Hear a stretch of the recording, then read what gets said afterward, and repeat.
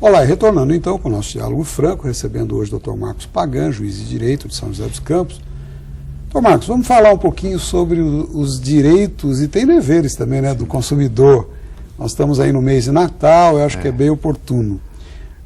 Os meios de defesa do consumidor, no caso, são as esferas administrativas das próprias empresas, o PROCON, os PROCONs, né, no Brasil todo, e a Justiça. Certo.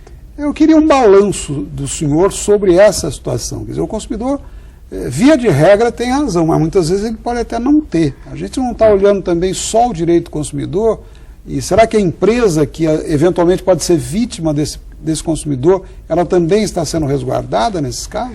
Nós temos essa dicotomia, vamos dizer assim, que já é antiga, né?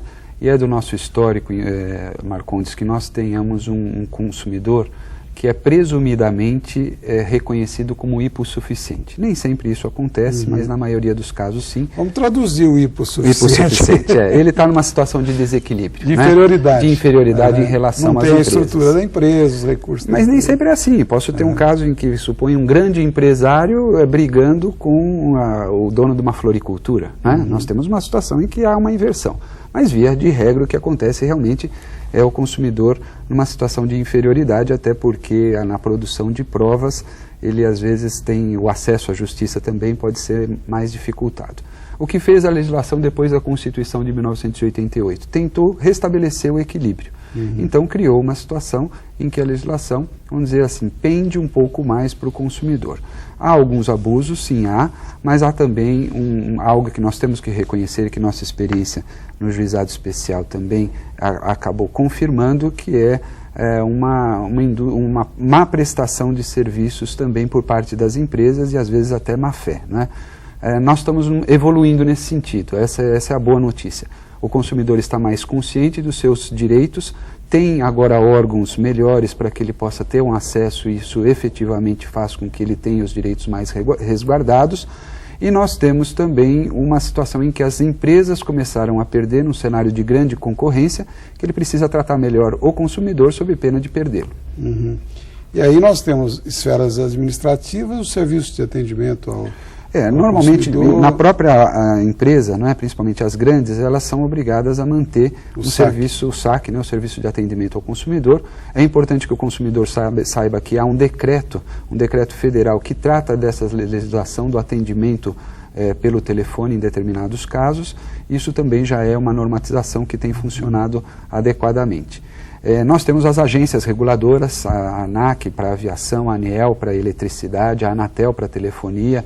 Que cá entre nós, lamentavelmente, muitas vezes elas são agências homologadoras. Homologadoras. Né? Acabam fazendo o que essas empresas desejam. Não agora que parece que estão melhorando um pouquinho, estão fiscalizando mesmo, né? Mas são agências que até pouco tempo atrás realmente deixavam muito a desejar. Mas é um caminho para o consumidor.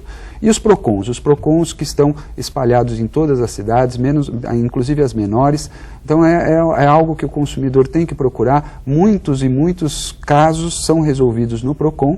E quando eles não conseguem resolver, eles próprios já encaminham para o juizado especial, que é o último acesso do consumidor. E quando se mantém a contenda e vão para o juizado especial, as decisões dos senhores são rápidas, elas acontecem? Deveriam ser mais rápidas, né? Como nós temos aí uma avalanche de casos e o judiciário ainda carece de uma melhor estrutura, nós temos alguns casos, principalmente nas grandes cidades, em que demora numa média de 6 meses. É muito tempo para uma causa que deveria ser resolvida. Mas comparativamente à situação da justiça como um todo, é muito mais rápido. Acaba sendo mais rápido porque os recursos, principalmente, são julgados de uma forma mais célere. Mas nós precisamos melhorar essa prestação do nosso serviço judicial e o CNJ, o Conselho Nacional de Justiça, está atento a isso e está cobrando dos tribunais um maior investimento. Então nós queremos crer que os juizados daqui para frente receberão mais atenção, mais juízes, de tal forma que nós consigamos atender melhor a população. Importante dizer que os juizados hoje contam com grande apoio da Defensoria Pública e às vezes da própria OAB, com convênios com a Defensoria Pública. Então, embora a parte em causas até 20 salários mínimos possa comparecer sem necessidade de um advogado, lá haverá um advogado não só para orientar, como também para brigar pelo consumidor se for necessário. Muito bom. Dr. Marcos, e nesse período a gente tem aí o Natal pela frente, né, o volume de compras aumenta muito. Hoje é uma febre compra e até venda pela internet. Né? Como é que os senhores estão trabalhando essa questão? Porque muita coisa acaba caindo lá. Quais os conselhos que a gente poderia dar ao consumidor nesse momento? Questão de troca, reclamação? Essa questão é importantíssima porque hoje o mundo está, além da globalização, nós temos realmente as mídias sociais e esses recursos da internet acabam influenciando e o mercado depende muito disso. Uhum. A compra pela internet é uma opção do consumidor. É seguro? Sim, se ele seguir alguns cuidados básicos, principalmente verificar o site, optar preferencialmente por empresas de reconhecida credibilidade, não é? E ter já um acesso, uma pesquisa anterior em relação ao produto. É importante isso porque, às vezes, o fato de a imagem apenas não é suficiente. Então, o consumidor faz a compra, primeiro ele está sujeito ao risco de uma fraude. Isso tem acontecido, embora isso esteja melhorando, mas tem acontecido. Dentro do universo das operações na internet ainda é pequeno, mas é importante que ele tenha cuidado, principalmente quando fornece dados e principalmente quando usa cartão de crédito, que normalmente é o meio preferido, é o comum para fazer. Mas depois disso, se ele fez a compra, a primeira coisa que o consumidor tem que fazer, chegou o produto em casa, verifique. Verifique se ele está adequado, se não tem nenhum defeito, se ele está funcionando, porque ele, nesses casos, como teria em qualquer lugar, ele tem 90 dias para fazer a troca se for um produto durável. Mas mesmo que não haja nenhum defeito, Marcondes, é importante que o consumidor saiba que nas compras feitas pela internet, fora do estabelecimento comercial, ele pode recusar o produto sem motivo algum. Então ele pode simplesmente dizer, não gostei da cor, não ficou adequado na minha cozinha, no meu apartamento, e ele pode devolver, e é obrigatório. Isso é um direito que lhe assiste. É um direito que assiste, a empresa não pode recusar, e mais que isso, Marcondes, ela tem que pagar inclusive o frete. Então, quem vende pela internet tem que saber disso. Então, é importante para o consumidor usar desse benefício, como são 7 dias, rapidamente, porque senão ele vai perder esse direito que a lei lhe confere. Então, vamos deixar claro, a empresa não estaria fazendo nenhum favor ao consumidor. Ela tem uma obrigação legal a cumprir, que é aceitar essa devolução feita, e ela, inclusive, é responsável pelo frete, é isso mesmo?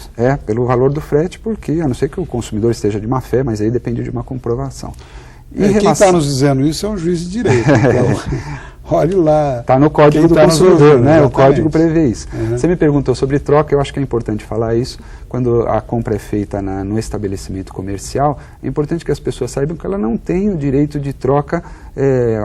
As empresas, elas fazem isso como uma liberalidade, um carinho para o consumidor, né? Agora, se uma vez feito, se eles têm esse direito, tem que fazer para todos os casos, não pode estabelecer um critério para um ou para outro, né? Agora, havendo um defeito, aí sim obrigação legal, tanto da loja que vendeu quanto do fabricante, e esse prazo pode ser de 60 ou de 90 dias, aliás, de 30 ou de 90 dias, dependendo se é um produto durável ou não durável. Então, Marcos, que bom que nós pudemos ir das eleições ao Natal. Aproveitar para desejar um bom Natal. Obrigado. Um bom ano ao senhor e à família, à esposa. E esse espaço está sempre aberto. Muito obrigado pela sua presença. Eu que agradeço, Marcos. Muito obrigado. Um bom Natal também. Obrigado, igualmente. E nós vamos ter outras oportunidades para desejar um Feliz Natal aos nossos telespectadores, mas eu quero convidá-los para o próximo domingo, no mesmo horário, se Deus quiser. Até lá, obrigado pela audiência.